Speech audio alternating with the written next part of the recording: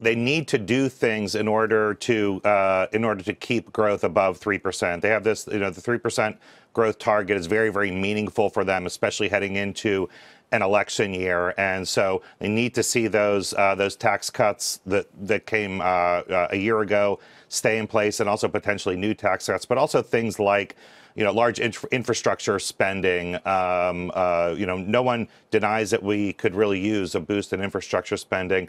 They build it into their proposal as something that needs to get done to achieve growth and also be good for the country. I think everyone would love to see that. No one, or very few people, are optimistic that we can actually achieve those things, especially given where Congress is right now. Tony, there are some who would argue that the White House and the administration has a bit of a communications problem with many parts of the market or parts of the public. You were a former communications official within a Republican administration. What exactly can President Trump do and his advisors to get across a more positive message about the policies being enacted? Well, look, I think they've actually, if you talk to people about how they feel about the economy, whether the economy is doing well, they are generally positive about it. People in the market are generally positive about it. I think we see that reflected in economic data, economic sentiment, and in equity markets.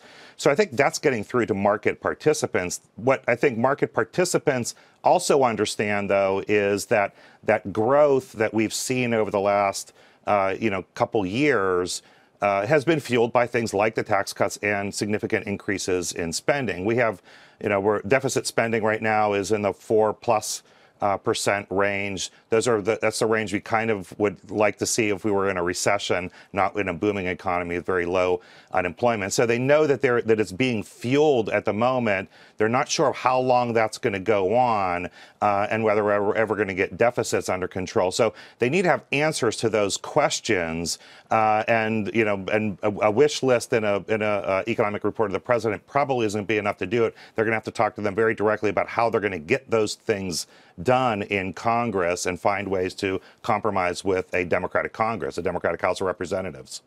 That's a really good point. And one of the things that Kevin Hassett talked about during a briefing with reporters yesterday was this idea of tax cuts paying for themselves. The administration has been very adamant. Treasury Secretary Steven Mnuchin has said that the $1.5 trillion tax cuts will eventually pay for themselves through growth. But one thing that Hassett said yesterday was a little bit of a different argument. He said that the 3% growth that the administration has made such a symbolic goal for the White House will come by each of the pillars of the president's policies being implemented. So it's not just the tax cuts, but it's also deregulation. It's also the infrastructure component. It's also changes to health care. So all of those pieces together are what would be needed in order for the administration to continue to see that 3% growth. And so I thought that was interesting, because what it means is you need all of President Trump, right? Not just the tax cuts that maybe some other Republicans could get behind, but all of President Trump's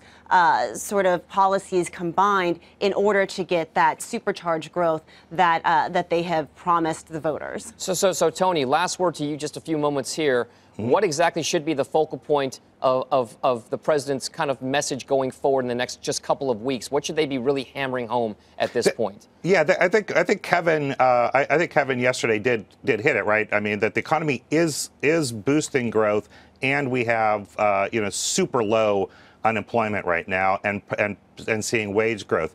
That's going to be really important. That's a message they're going to have to take to go get some of the priorities that they put in their budget done. They're not going to get nearly all of it, but some of the specific programs that they'd like to get done they can say are having an impact, and probably infrastructure is number one on that list. We probably squeezed all we can out of regulation, so it's probably going to have to be infrastructure. It's a place where they might be able to get some compromise with both houses.